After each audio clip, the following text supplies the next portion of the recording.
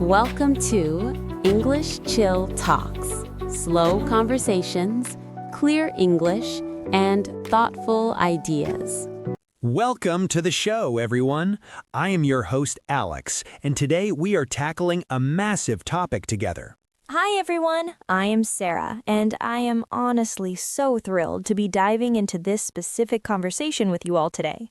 We are talking about the core of the human experience, dreams and goals. Honestly, Alex, I have been thinking about this all week. It is such a heavy but exciting topic, right? It really is. Actually, I was just telling you before we started how much I needed this talk myself lately. I think we all do. Life gets so busy that we basically forget why we are doing any of it anyway. Exactly. We get caught up in the daily grind, the emails, the chores, and the big picture just starts to fade. It is like, well, it has been feeling a bit blurry for me lately, to be fair. Me too, Sarah. Mind you, it is completely natural to lose sight of the horizon when you're rowing the boat so hard. That is a great way to put it. I guess today is our chance to stop rowing for a second and check the map. I love that. Let's really get into it. So, where do we even begin with something as big as dreams? It feels almost too broad to grasp. Well, I think we should start with the difference between a dream and a goal. They're not actually the same thing. Right. I mean, a dream is that spark of what if, while a goal is the how-to, right? Exactly. One is the destination in your mind, and the other is the actual path you have to walk every day. To be fair, I think a lot of people get stuck in the dreaming phase because the path looks too scary. That is so true. Here's the thing. Dreams are safe because they exist in a space where failure is not a real possibility. Literally, in my head, I'm already a best-selling author, but writing the first page is where the fear kicks in. I feel that. It's funny you say that because the fear is usually what tells us the goal is actually worth it. Speaking of which, do you think we are born with these desires, or do we just pick them up from society? That is a deep one. I guess it's a mix of both, but the ones that stick are usually deeply personal. I agree. If you think about it, the most fulfilling goals are the ones that align with who we actually are inside. Totally. We're going to spend the next 20 minutes breaking down how to bridge that gap between dreaming and doing. I want to talk about childhood dreams first. Do you remember what you wanted to be when you were 5? Oh, I was convinced I was going to be a dinosaur hunter, not a paleontologist, a hunter. That is amazing. I wanted to be a professional gymnast, even though I could barely do a somersault. It is funny how our younger selves had no concept of impossible. They just saw a thing and wanted it. Right. It's like your ability to think deeply just starts to wither away as you get older and more practical. Honestly, it is sad. We trade that pure wonder for marketable skills and stable career paths before we even turn 20. I mean, you have to pay the bills, right? But the cost of losing that dream space is pretty high for the soul. It really is. On that note, how do we get back to that feeling without being totally irresponsible with our lives? I think it starts by identifying the why behind the old dreams. Like, why did you want to hunt dinosaurs? Probably the sense of adventure and discovery, the thrill of finding something hidden beneath the surface of the world.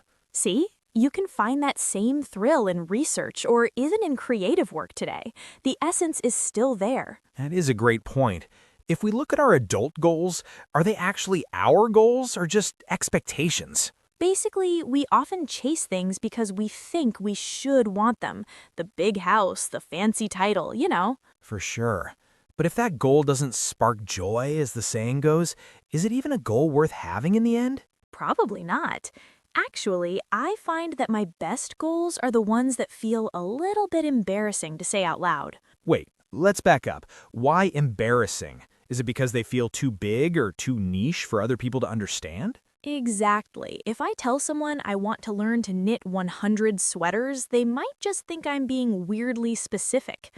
100 sweaters is a lot of wool, but if it makes you happy, that's all that really matters. To be fair, society doesn't really value weirdly specific unless it makes a lot of money or looks good on Instagram. Right, the hustle culture has really poisoned the well when it comes to having simple, personal dreams for ourselves. Literally, everything has to be a side hustle now. Can't we just have a goal to be better at a hobby? I totally agree. We need to reclaim the right to have goals that serve nobody but our own sense of growth. Speaking of which, how do you actually stay motivated when the initial excitement of a new goal starts to fade away? That's the million-dollar question. I guess it comes down to building systems rather than just relying on sheer willpower. I mean, willpower is like a battery. It eventually runs out if you don't have a way to recharge it. Precisely. If your goal is to run a marathon, you don't just hope to run, you schedule the runs like meetings. Right. It's funny you say that because I'm the queen of starting things and then getting distracted by something new. We all are, Sarah. The shiny object syndrome is a real hurdle for anyone trying to achieve something long-term. How do you combat that? I find myself wanting to do 10 things at once and doing none of them well. I think you have to pick one priority goal and let the others just be nice-to-haves for a while. That's so hard for me. My brain wants to learn Japanese, bake bread, and master coding all in the same month. I'm the same way, but focus is basically the only way to actually see a dream become a reality. If you think about it, even a small amount of progress every day adds up to something massive over a year. Totally. The compound effect is a real thing. It's just hard to see when you're in the middle of it. For sure. It's like looking at a tree growing. You don't see it move, but one day it's 20 feet tall. Actually, that reminds me of the valley of disappointment. It's that long stretch where you're working hard but seeing zero results. Oh, I know that valley well. It's where most people give up and go back to what's comfortable. Exactly. If you can push through that phase, that's usually where the magic starts to happen for real. Mind you, it's not just about pushing. Sometimes you have to pivot if the goal isn't serving you anymore. That's a nuance people often miss. There's a fine line between quitting and being smart enough to change direction. Right. It's okay to outgrow a dream. I'm not the same person I was 5 years ago, so why should my goals be? I love that. We should give ourselves permission to evolve.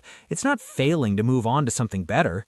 Honestly, the fear of being seen as a quitter keeps so many people stuck in lives they don't even like. It really does. But the crazy part is, nobody else is actually paying as much attention to us as we think. That's so true. We're all the protagonists of our own stories, and everyone else is just a background character. Exactly. So if you change your goal, most people won't even notice, or they'll just be inspired by your honesty.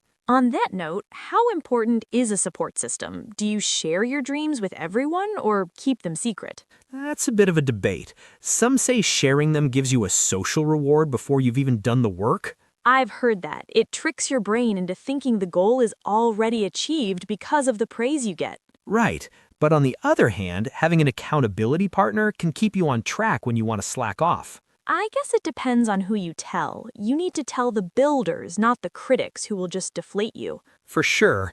To be fair, some people are just naturally negative because they're afraid of their own untapped potential. Literally, seeing you succeed reminds them of the dreams they gave up on, which can be really uncomfortable for them. It's like a mirror they don't want to look into, but that shouldn't stop us from chasing what we want. Actually, I think the best goals are the ones that make us feel a little bit like we're cheating at life. Wait, explain that. What do you mean by cheating at life? That sounds scandalous. I just mean goals that align so well with your passions that the work doesn't even feel like work. Ah, I see. It's that flow state where time just disappears and you're just fully present in the task. Exactly. If we can find goals that put us in that state, we've basically won the game of life, right? I totally agree. But let's be real, even the best dreams involve some boring work that we just have to get through. Oh, absolutely. Even a professional traveler has to deal with delayed flights and annoying paperwork every single day. Right. There's no dream that is 100% fun. There's always a price of admission we have to pay. I think people forget that. They see the highlight reel on social media and think the whole journey is easy. For sure. The unseen hours are where the real growth happens. It's the sweat, the frustration, and the late nights. Speaking of late nights, do you think our physical environment affects our ability to dream? Like, does a messy room kill goals? Honestly, for me, it does. If my desk is a disaster, my brain feels like it has too many browser tabs open. I'm the same way. It's hard to think about the future when you're literally tripping over the present. That's a great image. We need space, both physical and mental, to actually let those big ideas take root. To be fair, some of the greatest minds in history had chaotic offices. Maybe they found order in the mess. I guess it's personal, but for most of us, a little bit of structure goes a long way towards clarity. Here's the thing, clarity is often the missing piece. People say, I want to be happy, but that isn't a goal. Exactly. It's too vague. You need something you can actually measure, or you'll never know if you've arrived. Right. It's like, I want to feel healthy versus I want to be able to hike 5 miles without stopping. Totally. One is a wish and the other is a target, and targets are much easier to hit because you can see them. I mean, even if you miss the target, you're still closer than if you hadn't aimed at anything at all. That's the spirit. It's better to be a failed adventurer than someone who never even left the house. I'll take the failed adventurer title any day. At least I'll have some good stories to tell, right? Exactly. And stories are really what make a life feel rich and meaningful in the end. If you think about it, our goals are just the chapters we're trying to write for ourselves. On that note, let's talk about the fear of success. It sounds weird, but I think it is real as the fear of failure. I agree. Success brings new responsibilities and a higher pedestal to fall from. That can be terrifying. Right, it changes your identity, and humans are naturally resistant to changing how we see ourselves, even for the better. It's like, if I become this successful version of myself, will my old friends still recognize me? Precisely. We fear the isolation that sometimes comes with growth, but the right people will always grow with you. I hope so. Actually, I found that my truest friends are the ones who cheer the loudest when I win. For sure. Those are the keepers. Anyone who makes you feel guilty for succeeding isn't really on your team. Mind you, it's also important to be that person for others. We should be celebrating each other's dreams more. I totally agree. There is enough success to go around. It's not a pie where if I get a slice, you get less. If anything, seeing you succeed makes me realize that it's possible for me too. It's like a proof of concept. Exactly. It breaks the limiting beliefs we carry around without even realizing it. We need those examples. Speaking of examples, do you have a dream board or anything like that? Or is that too cheesy for you? I don't have a physical board, but I do have a digital one. It's basically a folder of images and quotes. Honestly, it works. Visualizing where you want to be helps your brain recognize opportunities that get you there. It's like when you buy a new car and suddenly you see that same car everywhere on the road. Yes, the reticular activating system. Your brain is just filtering for what you've told it is important. Science for the win. If we program our filter with our goals, we start seeing paths we would have missed before. That's the crazy part. The opportunities were always there. We just weren't tuned into them yet. Right. It's basically about becoming the type of person who is ready to say yes when the door finally opens. And that takes preparation. You can't just wait for the dream to happen. You have to be ready for it. For sure. As the saying goes, luck is what happens when preparation meets opportunity. We have to do our part. I mean, it's a lot of work, but what else are we going to do with our time here, right? Exactly. We might as well spend it chasing something that makes our hearts beat a little faster. On that note, let's look at some real-world examples of how this actually plays out in everyday life. Let's talk about a classic scenario, the midlife career change. This is a huge dream for so many people. Oh, definitely. Imagine someone who has been an accountant for 20 years but secretly wants to be a landscape designer. Right. On paper, it looks crazy. They have stability, a good salary, and a clear path forward already. But they are miserable. Every morning they wake up and feel like they're wearing a suit that doesn't fit. So how do they bridge that gap? They can't just quit tomorrow. They have a mortgage and kids to think about. Honestly, that is where the micro goals come in. Maybe they take a design course on the weekends first. Exactly. Or they start helping friends with their gardens for free just to build a portfolio and gain confidence. To be fair, it takes longer that way, but it is much more sustainable than just jumping into the deep end. Right, it's about building a bridge while you're still standing on the old land. It's much safer. I love that. Another example is the health journey. Everyone has a goal to get fit in January, right? And by February, the gym is a ghost town once again. It's the classic cycle of failure. Because they set the goal too high. They go from zero exercise to trying to work out 6 days a week. Literally, their body rebels because the change is too sudden. It's like trying to run a marathon without training. Instead, what if the goal was just to walk for 10 minutes every day? It sounds too small to matter. But that is the secret. It's so small you can't say no to it. It builds the habit of showing up. Exactly. Once the habit is there, you can increase the intensity. The dream is the fitness, but the goal is the walk. Let's look at a creative goal now. Say someone wants to write a novel. That is a massive, daunting task. I mean, 80,000 words? That is like a mountain of paper. Where do you even start with that? You start with one sentence, then one paragraph. If you write 300 words a day, you have a book in a year. It's funny you say that because 300 words is basically just a long email. Anyone can do that, right? For sure, but most people focus on the 80,000 and get overwhelmed before they even finish the first chapter. Actually, I think we focus too much on the end result and not enough on the process of becoming a writer. That's a deep point. The goal should be to be someone who writes every day, not just to have a book. Right, because once the book is done, what then? If you don't love the writing, you'll just feel empty again. This applies to everything. If you want to be a musician, you have to actually enjoy the scales and the practice. To be fair, scales are boring, but the feeling of finally playing a piece perfectly is worth the drudgery. It's the delayed gratification muscle. We have to train it because our modern world is all about instant everything. Honestly, that is why dreams are so hard now. We want the influencer lifestyle without the years of building it. Totally. We see the after photo, but we never see the 5 years of before photos that led up to it. Speaking of which, let's talk about the social goal, like wanting to be a better friend or a more present partner. Those are the most important ones, honestly, but they're also the hardest to track because they're so internal. I guess the goal there is to have more meaningful conversations or to check in with people more often. Right. Maybe the goal is I will call one friend every Tuesday. It's specific, actionable, and it builds that dream of connection. I like that. It turns a vague desire for better relationships into a concrete habit you can actually measure. Exactly. And at the end of the year, you've had 52 deep conversations you wouldn't have had otherwise. That is the power of intentionality. It's about taking the steering wheel instead of just being a passenger in your own life. I mean, it's scary to drive, but it's much better than ending up somewhere you never wanted to be. Very true. I've been a passenger for too long in some areas of my life, to be honest. Me too, but the good news is that it's never too late to grab the wheel and change direction.